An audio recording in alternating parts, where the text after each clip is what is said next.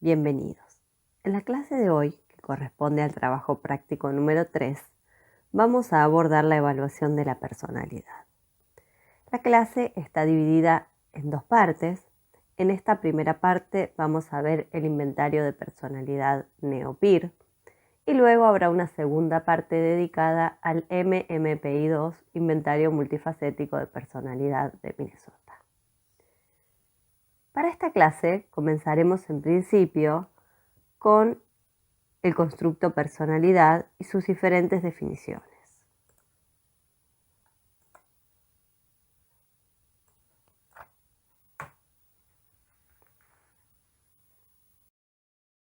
Los contenidos de la clase serán los siguientes. Comenzaremos viendo las definiciones teóricas acerca del constructo personalidad. Luego vamos a explicar el inventario en sí mismo, sus características, la forma de administración del mismo y la puntuación e interpretación de resultados. Por último, vamos a ver cómo pueden integrarse los resultados de esta técnica con otros resultados de otras técnicas que se administrarían en un proceso de evaluación llevado adelante a partir de un objetivo y un contexto específicos. Para completar la información brindada en esta clase, deberán leer la bibliografía correspondiente. En este caso, la ficha de Mikulik, Crespi y Fernández, NeoPIR, Guía para la Administración y la Interpretación. Pueden consultarla y descargarla a través del campus virtual. Veamos la ficha técnica de la prueba. El nombre completo del test es Inventario de Personalidad NEO revisado. La R se corresponde a su versión revisada. La primera versión del NEO es del año 1985 y esta, la que veremos hoy, es la versión revisada del año 1992. Los autores son Paul Costa y Robert McCrae, ambos estadounidenses. La primera versión del año 1985 solo contemplaba 3 factores de personalidad. Ahora vamos a ver qué significa eso.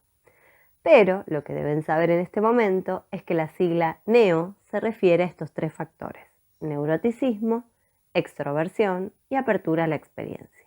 Por eso la sigla NEO. En su versión revisada, con la que hoy trabajaremos, se le agregaron 2 nuevos factores: amabilidad y responsabilidad, pero no se consignan en el título de la prueba.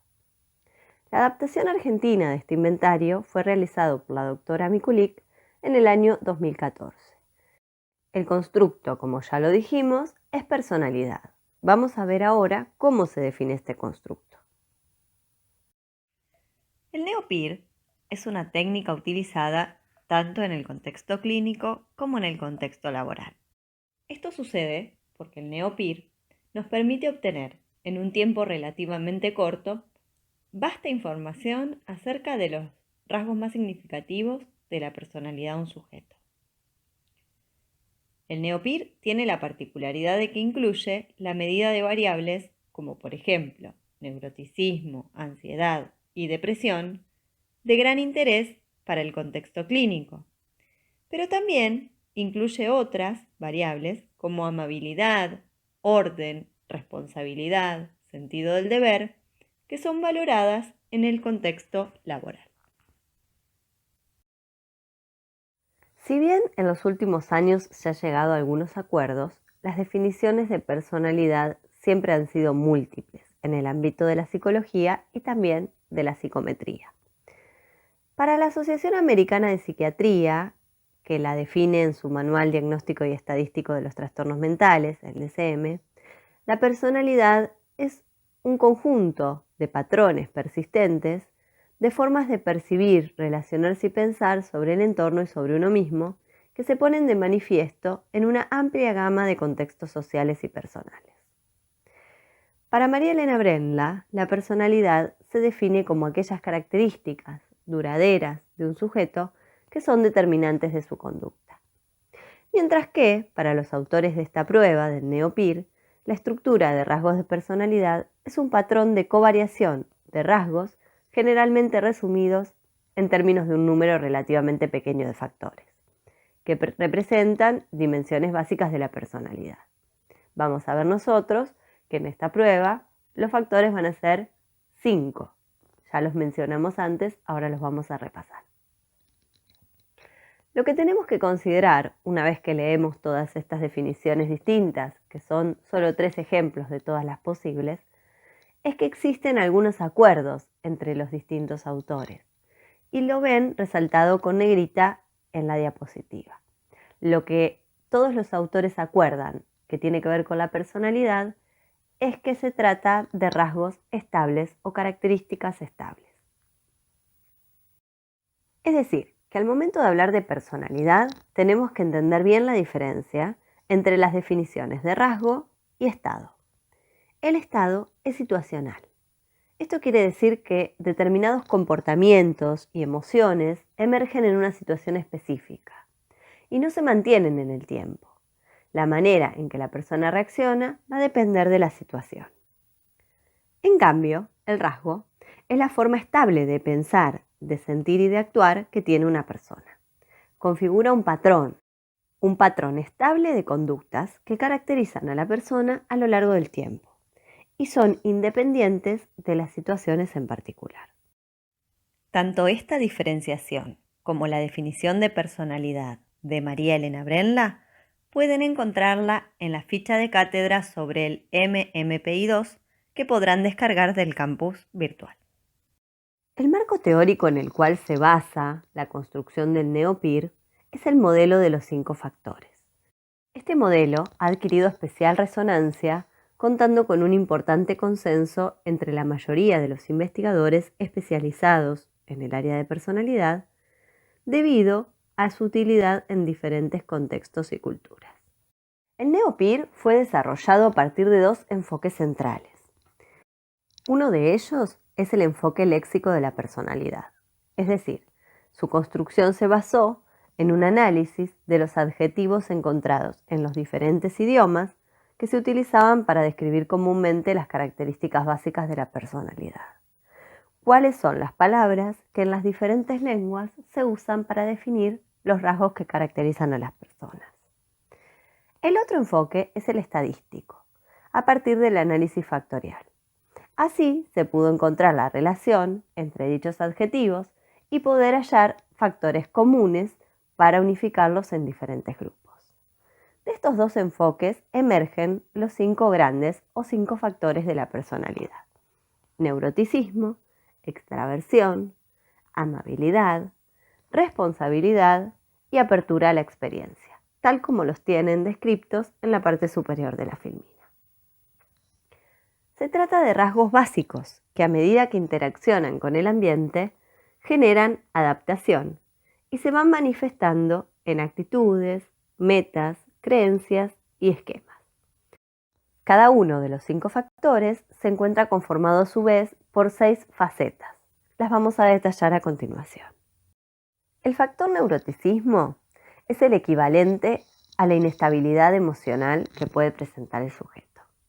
Es decir, es la medida de su experiencia sobre sus estados emocionales. En este caso, los estados emocionales negativos.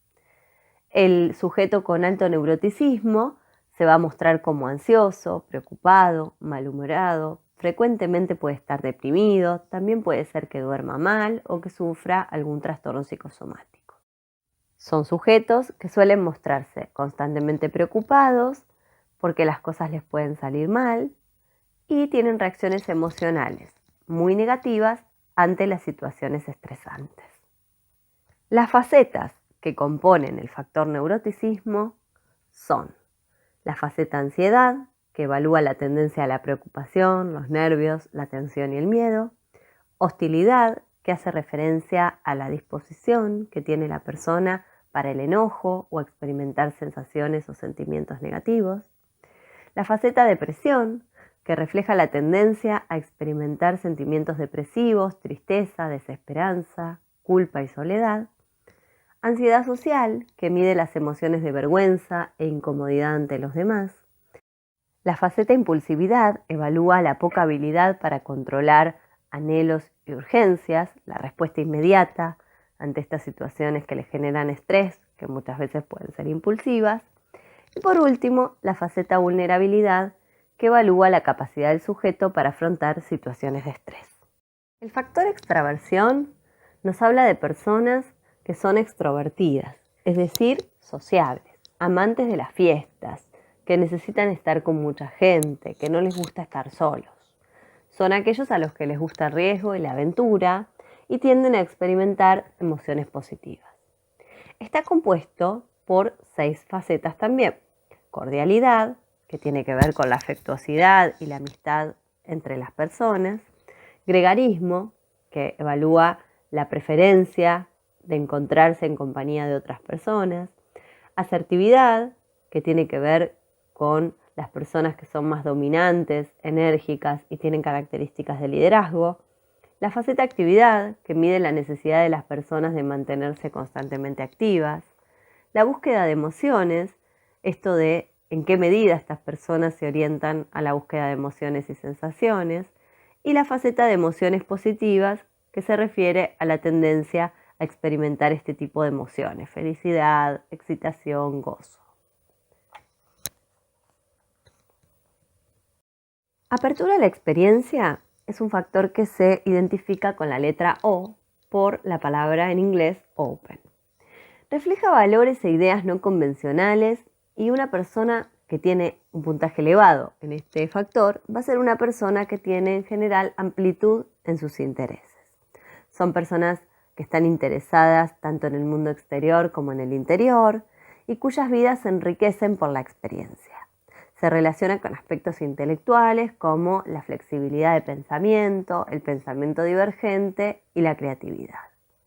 Las facetas que componen este factor son fantasía, que evalúa la imaginación activa, la estética, que mide la sensibilidad hacia el arte y la belleza, la faceta sentimientos, que refleja la receptividad a los sentimientos y emociones propios, acciones, que evalúa la preferencia del sujeto por experimentar actividades novedosas en su rutina, ideas, que se refiere a la curiosidad intelectual y el interés hacia ideas nuevas, y por último la faceta valores, que determina la aptitud para reconsiderar valores sociales, políticos o religiosos.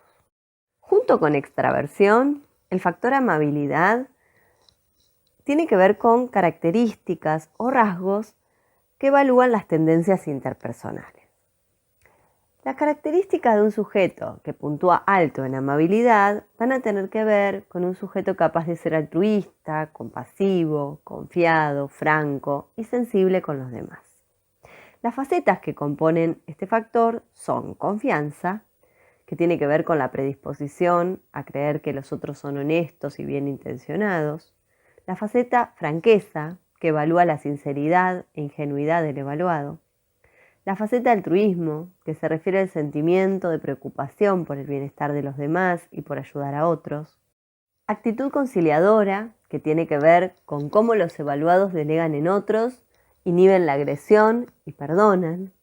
La faceta modestia, que se refiere a personas que son humildes y retraídas. Y por último, la faceta sensibilidad a los demás, que estima la predisposición a tener actitudes de simpatía y preocupación por los otros. El último de los factores es la responsabilidad. La responsabilidad tiene que ver con la tendencia al sentido del deber. Sujetos que puntúan alto en el factor responsabilidad van a ser sujetos organizados, ordenados, que tienden a la búsqueda de objetivos y a la autodisciplina, es decir, sujetos eficientes. En general son personas voluntariosas, puntuales, fiables y que logran controlar sus impulsos. Las facetas que componen este factor son competencia, que hace referencia a la sensación de ser capaz, razonable, prudente. La faceta orden, que se refiere a la organización y la pulcritud. El sentido del deber, que refleja la medida en que las personas adhieren a sus principios éticos y a sus obligaciones morales. La faceta necesidad de logro, que tiene que ver con las aspiraciones de un individuo y en qué medida se esfuerza para lograr sus objetivos. Autodisciplina, que estima la capacidad de la persona para terminar una tarea o un trabajo más allá de las distracciones. Y por último, deliberación, que mide la tendencia a pensar cuidadosamente antes de actuar. En este aspecto, el control de los impulsos, que mencionamos anteriormente. Veamos la forma de administración. El NeoPIR es un inventario de los denominados de lápiz y papel. Sería más adecuado decir de lapicera y papel, dado que cuando uno administra un test a un evaluado, en general lo hace responder, en el caso de un inventario, siempre con lapicera, para que no se pierda ningún dato de sus respuestas por alguna ocasional borrado del lápiz o alguna eventualidad. Es autoadministrable. Esto quiere decir que cualquier sujeto puede administrárselo a sí mismo de manera individual o bien el evaluado puede administrarlo de manera autoadministrable a un grupo de sujetos, es decir, que tiene una forma de administración colectiva. Debemos asegurarnos de que la administración del inventario se lleve a cabo en un ambiente cómodo, tranquilo y libre de distracciones para que no se vea contaminada la evaluación. Para comenzar la administración, se le debe leer verbalmente la consigna al evaluado y el evaluador debe consultarle qué dudas le genera la misma. En caso de que no hubiere ninguna duda, se le entrega a la persona el protocolo del NeoPIR y se le recordará que no olvide completar los datos de identificación sociodemográficos que se encuentran en la parte superior.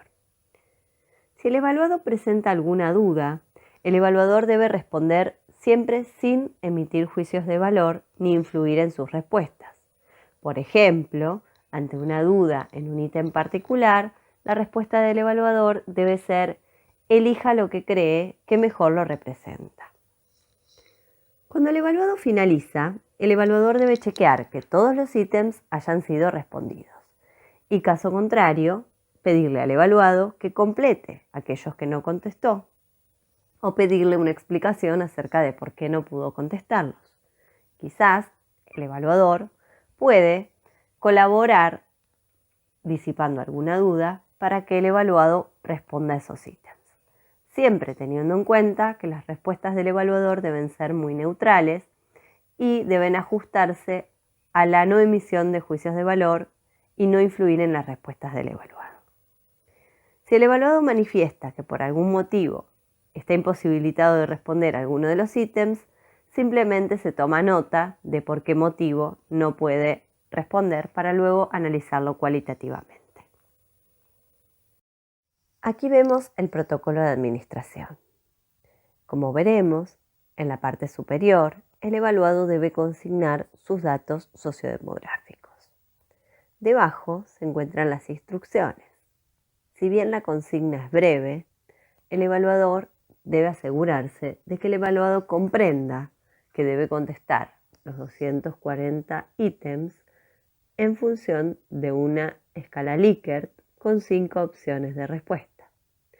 Es importante que el evaluado comprenda que solo debe dar una respuesta por cada uno de los ítems y que si eventualmente cambia su opción de respuesta, debe dejar muy claro cuál es su respuesta final.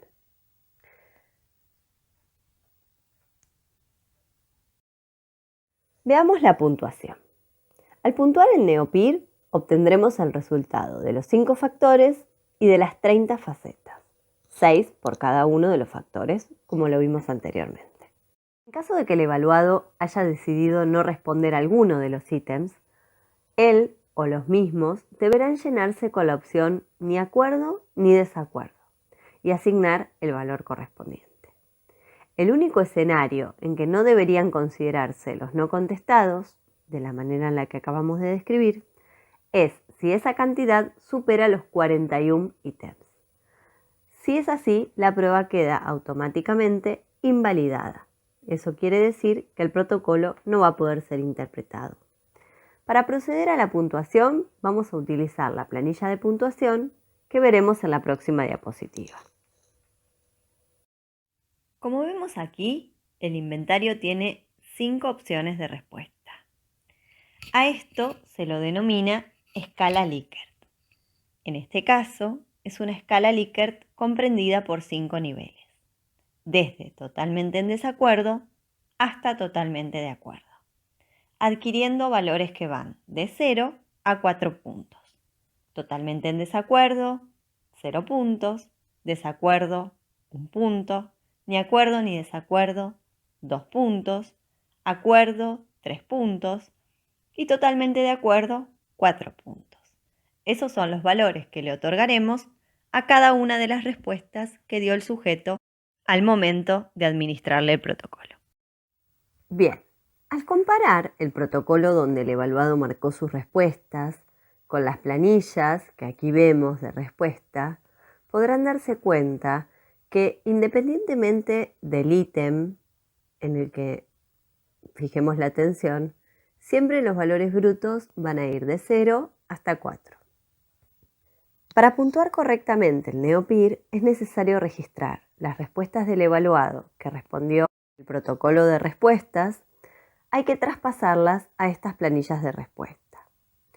Esto lo vamos a hacer nosotros, los evaluadores, luego de que finalizamos la evaluación, la administración al sujeto. Nunca se le solicita al evaluado que registre en estas planillas de respuesta. También hay que tener en cuenta que algunos ítems del test son denominados ítems inversos. ¿Qué quiere decir? Que el ítem está negando algo acerca del rasgo que tiene que ver con esa faceta, o bien que está evaluando lo opuesto a lo que mide la faceta. La idea de que las pruebas tengan ítems inversos es que el sujeto no pueda responder adecuadamente si tiende a colocar siempre la misma respuesta a lo largo de todo el protocolo. Entonces, el sujeto podría, responder aleatoriamente de manera correcta, ¿sí? O no intencionalmente de manera correcta. En este caso, como las respuestas deben variar, porque a veces estamos evaluando por la negativa, entonces el sujeto debe pensar la respuesta que va a colocar y debe ser intencional su respuesta. Por ejemplo, en el ítem 1, no soy una persona que se preocupa mucho, nótese que el valor 0 a 4 se encuentra invertido en la planilla de respuestas de la parte inferior. Entonces, si el evaluado contesta totalmente en desacuerdo en el ítem 1, ¿sí? Su puntaje va a ser de 4 puntos. Y si contesta totalmente de acuerdo, su puntaje va a ser de 0 puntos. En cambio, por ejemplo, en el ítem número 2 o número 3, si la persona contesta totalmente en desacuerdo, su puntaje va a ser 0, y si contesta totalmente de acuerdo, su puntaje va a ser 4. Es decir, no se invierten los puntajes en esos ítems. Como en la planilla de respuestas ya están invertidos los puntajes, no es necesario que el evaluador realice ninguna conversión ni que se modifique absolutamente nada respecto de la respuesta que dio el sujeto. Simplemente tenemos que transcribir la respuesta en la misma ubicación en la que respondió el sujeto evaluado. ¿Qué quiero decir? Que si el evaluado en el ítem 1 marcó el tercer casillero, yo voy a transcribir en mi planilla el circulito al tercer casillero. Y en la segunda planilla de respuestas, donde están los puntajes, haré lo mismo. Transcribiré el círculo a la tercera posición de las columnas.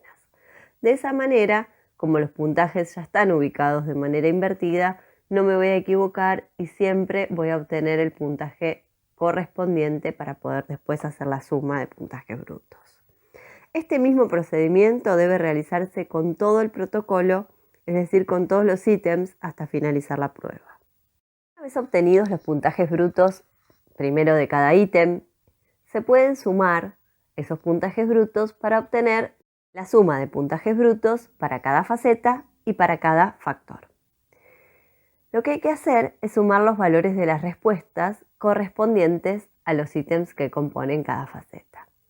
En la ficha van a encontrar una lista de las facetas y a la derecha cuáles son los ítems a sumar. La idea es que ustedes coloquen el puntaje bruto correspondiente a cada uno de los ítems y sumen para obtener el total, que sería el puntaje obtenido que vemos allí en la filmina. Se obtiene un puntaje bruto por cada una de las facetas y luego se suman las 6 facetas para obtener el puntaje bruto de cada uno de los factores, como lo vamos a ver en la siguiente filmina. Aquí vemos, para obtener la suma de puntajes brutos para el dominio o factor, se deben sumar, ejemplo, para neuroticismo, lo que acabamos de hacer en la filmina anterior fue obtener las facetas, es decir, obtuvimos el N1, N2, N3 hasta el N6. Lo que tenemos que hacer ahora es tomar todos esos totales que obtuvimos y sumarlos.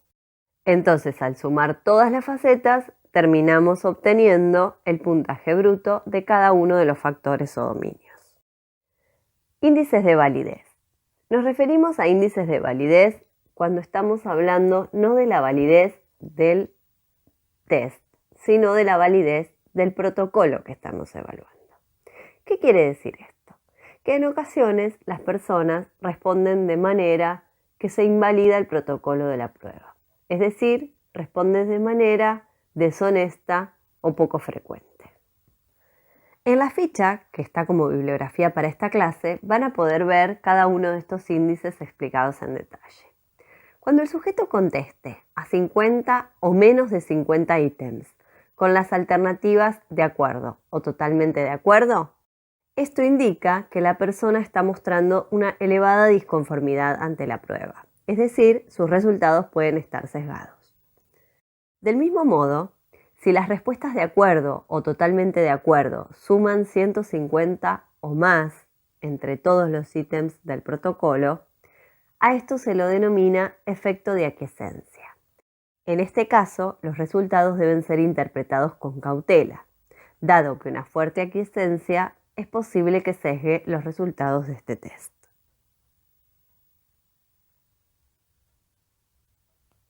Por otra parte, en relación también a los índices de validez, hay una serie de patrones de respuesta que hacen pensar que hubo baja atención del evaluado de responder o respuestas al azar. Estas respuestas también generan puntuaciones inválidas y debemos prestar atención en los momentos en los que aparezcan muchos ítems consecutivos con el mismo tipo de respuesta. Así podremos identificar estos patrones. Más de 6 respuestas en totalmente de acuerdo. Eso invalida la puntuación. Más de 9 en desacuerdo, genera el mismo efecto. Más de 14 en acuerdo, también invalida. Más de 10 en ni acuerdo ni desacuerdo. Y más de 8 en totalmente de acuerdo.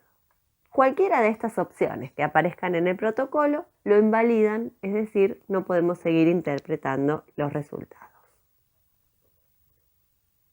Una vez que hemos evaluado la validez del protocolo, y que obtuvimos todos los puntajes brutos, tanto de los 5 factores como de las 30 facetas, debemos realizar la transformación de los puntajes, dado que los puntajes brutos no son interpretables en sí mismos.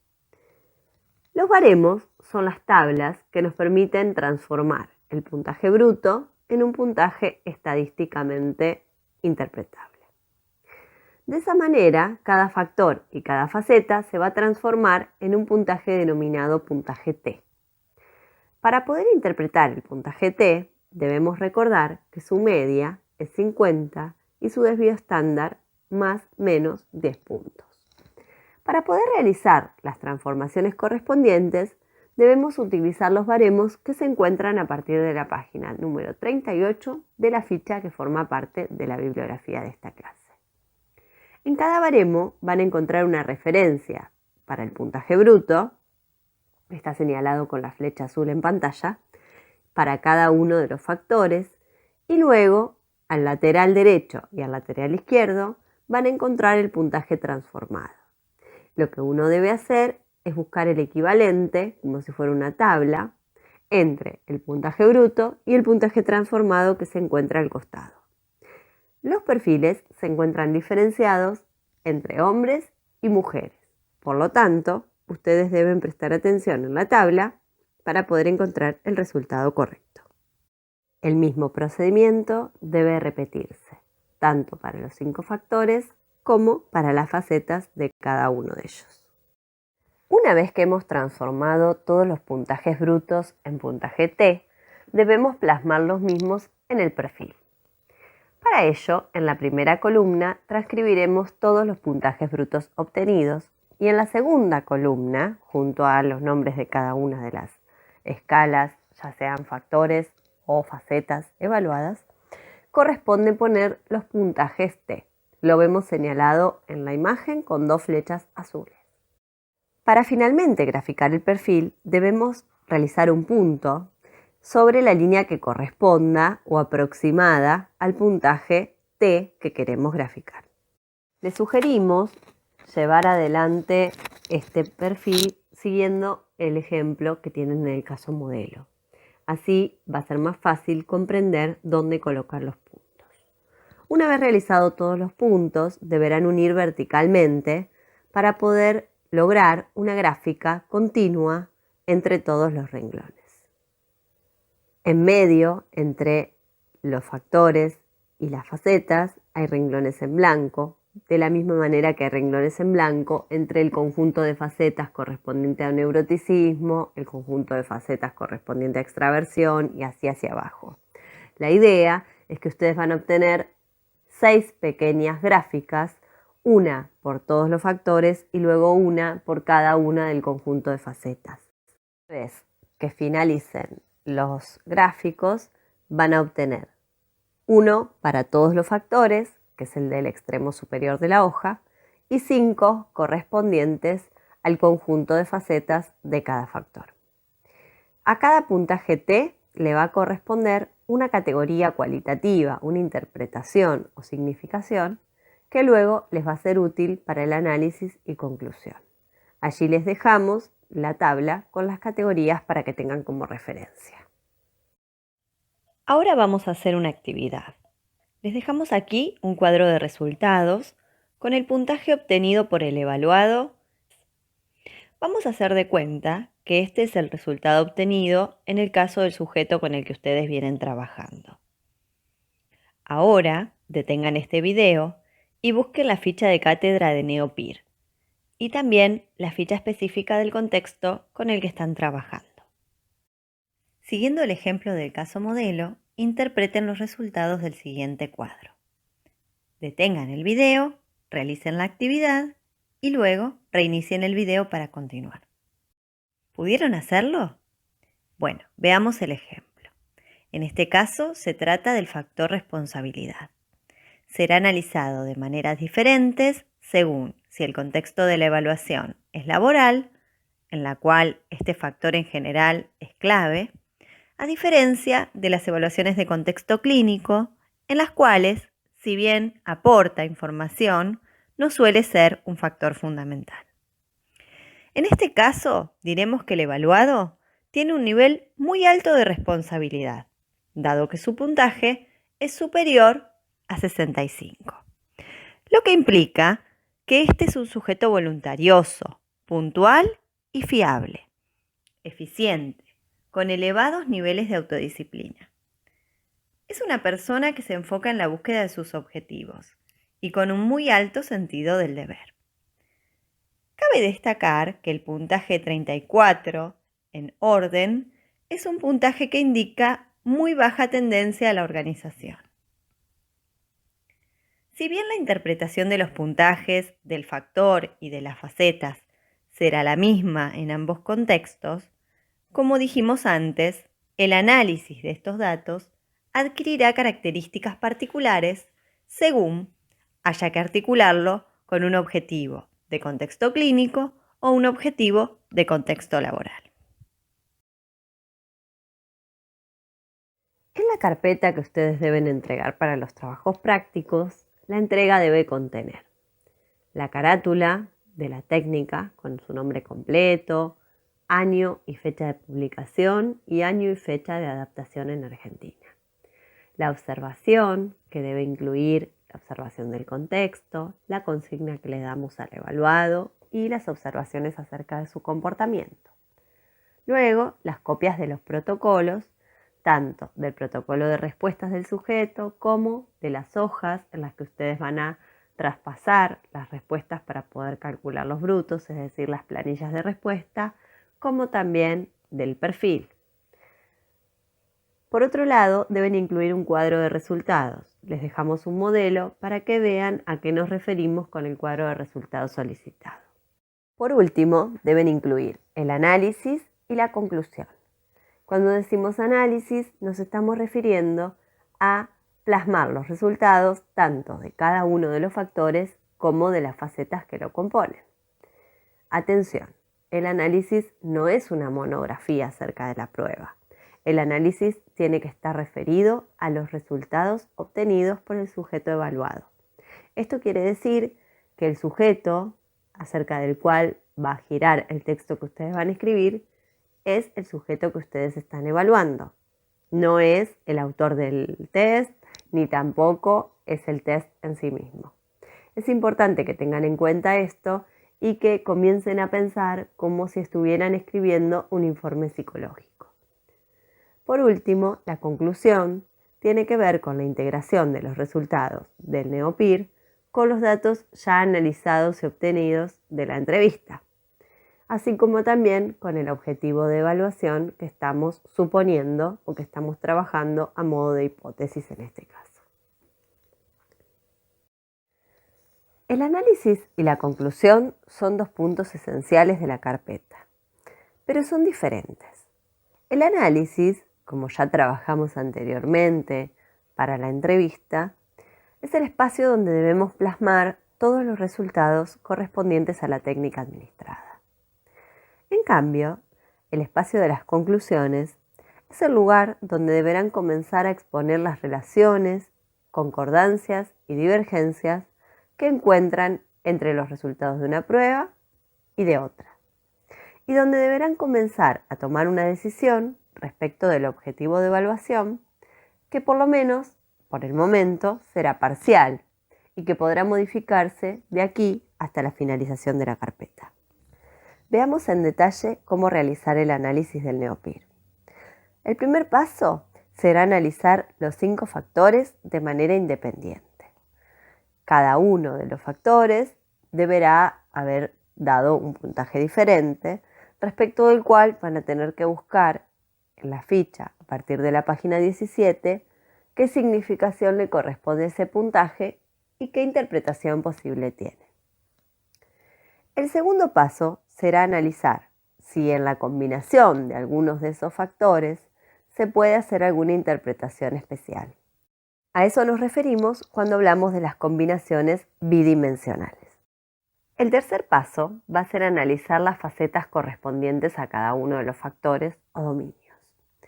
En la ficha encontrarán el detalle de qué evalúa cada una de las facetas para poder interpretar esos puntajes.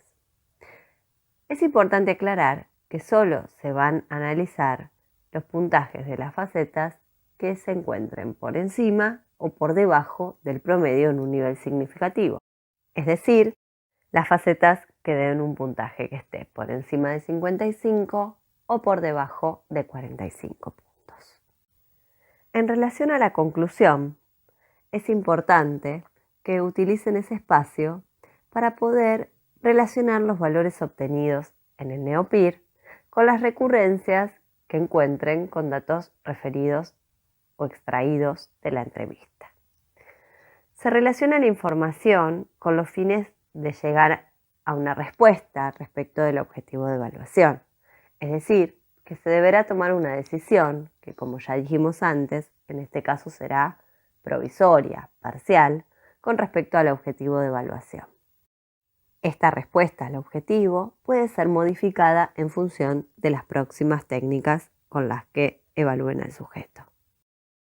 Para finalizar, en resumen, en esta clase trabajamos sobre un instrumento de evaluación psicológica que permite evaluar la personalidad de los sujetos. Dentro de las distintas teorías acerca de la personalidad, en las cuales pueden profundizar a través de la bibliografía que acompaña este práctico, ustedes van a poder encontrar el modelo de los 5 factores, que es la teoría que subyace la construcción de esta prueba. Es importante, además, recordar la diferencia entre estado y rasgo, dado que continuaremos viendo una segunda prueba que evalúa personalidad y que también tomará la personalidad definida en términos de rasgo. es decir, un conjunto de características estables que conforman y determinan el comportamiento de los sujetos. Tenemos que recordar también que los 5 factores a los cuales nos estamos refiriendo son neuroticismo, extroversión, apertura a la experiencia, amabilidad y responsabilidad. Dentro de estos 5 encontramos una subdivisión de 6 facetas en cada uno. Una vez administrada y puntuada toda la prueba, es importante tener en cuenta el análisis de los datos más relevantes, poder integrarlos para describir la personalidad del evaluado. No olviden que las inferencias que hagan deben estar asentadas en datos concretos obtenidos por medio de esta técnica. Y en el caso de la conclusión, pueden incluir otras hipótesis surgidas de otras técnicas. Asegúrense de integrar los resultados en esa instancia de las conclusiones de la carpeta, poder responder también el objetivo de evaluación, ya que todo esto será luego material necesario para la elaboración del informe individual. Por último, aquí les dejamos la bibliografía para la clase de la próxima semana. Hasta pronto.